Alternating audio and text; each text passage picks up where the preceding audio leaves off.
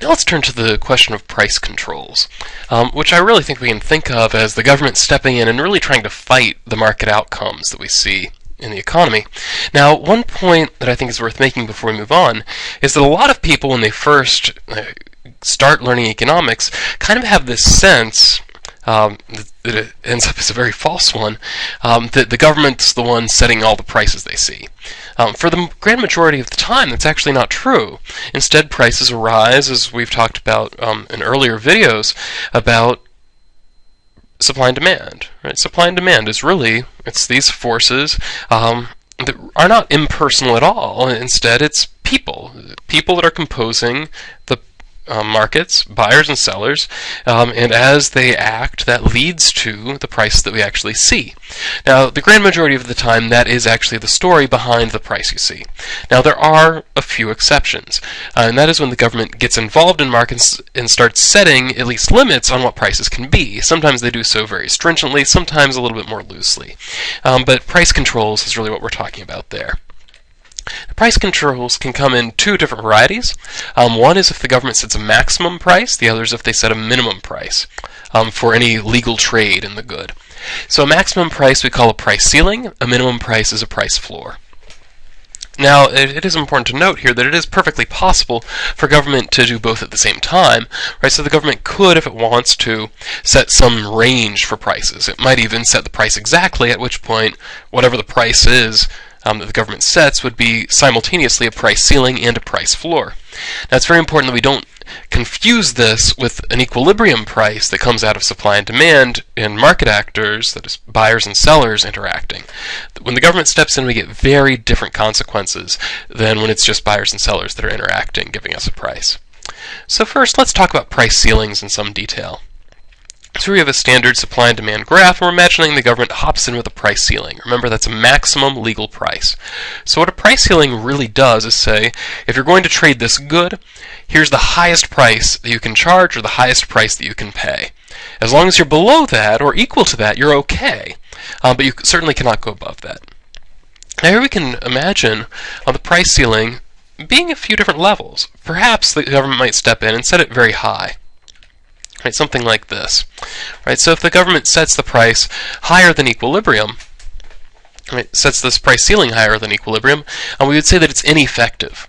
This price ceiling won't actually do anything. Because in effect, what's going on here is that the market has a price of something like $5. Right, so it's $5 for this particular good. And the government steps in and says, well, it's illegal to charge any more than $8. Right, well, there's no reason that prices would have to change then. Right? Nobody's charging $8. People are just charging $5. Now, it may be tempting at first to say, well, if the government says nobody can charge more than $8, everybody's going to start charging $8. There's actually no reason to believe that's true, because if I try to jack my price up to $8, all that's going to happen is that I lose a bunch of customers to those that are still charging $5. So individually, I have no reason to do that. And even if collectively all the sellers said, okay, let's charge $8 now, they would end up losing a bunch of customers that decide to buy some other good. So they would end up finding out that they are actually better off charging the equilibrium price of $5. So if we set a price ceiling that is above the equilibrium price, while it may possibly be disruptive in a very short period of time, it's not going to lead to any real long-term problems. And in fact, I would suggest most of the time it won't even lead to short-term problems. Now, where things get more interesting is when the price ceiling is set somewhat lower, that is below the equilibrium price. Something like this. So here, the equilibrium price might be $5, while the government steps in and says you're not allowed to charge more than $3. At this point, we've just made all the trades that have been happening before illegal. You're not allowed to sell at $5. You're not allowed to buy at $5. We have to push the price down. Now, actually, one of my favorite examples of a price ceiling it ends up is for prostitution. It ends up that really we can think of prostitution really, the ban on prostitution is really just an extremely strict price ceiling of 0. Right? After all, providing the services that a prostitute provides for free is not illegal, at least in most cases. Right? So really all that it is a price regulation.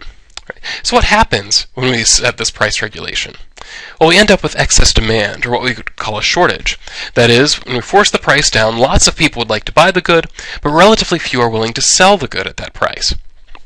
So we have excess demand or a shortage for that particular good.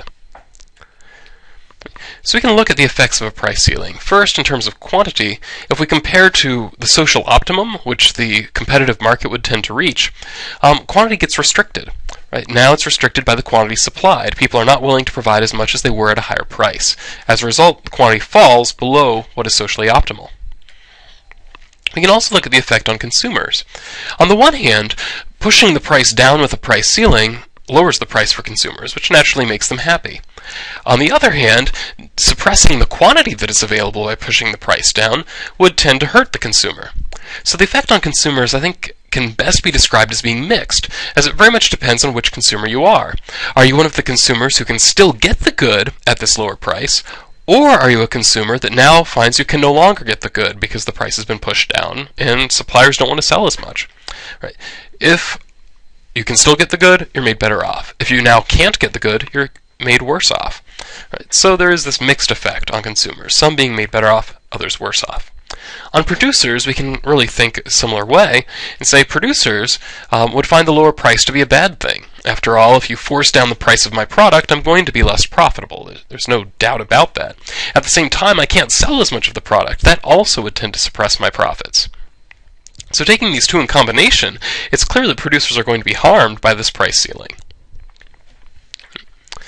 Now, it ends up the size of the quantity effect, that is, how far we fall below social optimum, or how big of an effect this lesser quantity is, depends very much on the elasticity of supply and demand. If supply and demand are very elastic, that is, we're very responsive to prices, and you push prices down, then we're going to get very large quantity effects, which means, say on the consumer side, we're going to end up with it being more likely that lots of consumers will be harmed if demand and supply are very elastic. On the other hand, if demand and supply are very inelastic, that is, we don't respond a lot to price changes, then forcing the price down isn't going to do much to the quantity, making it more likely that consumers will actually be helped than hurt.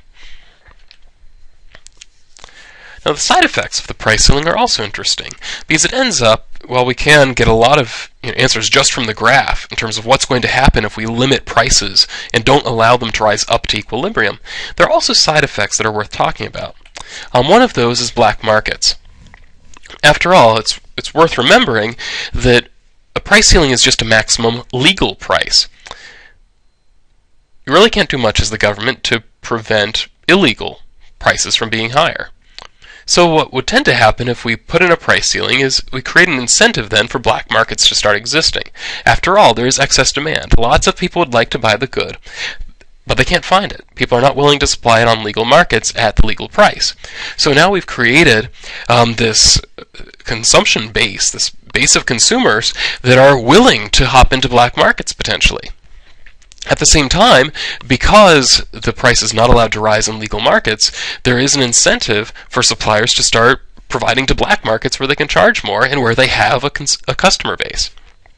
So we would end up seeing black markets as a side effect from price ceilings.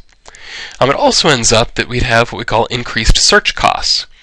Search costs are just any costs involved with searching out a particular good.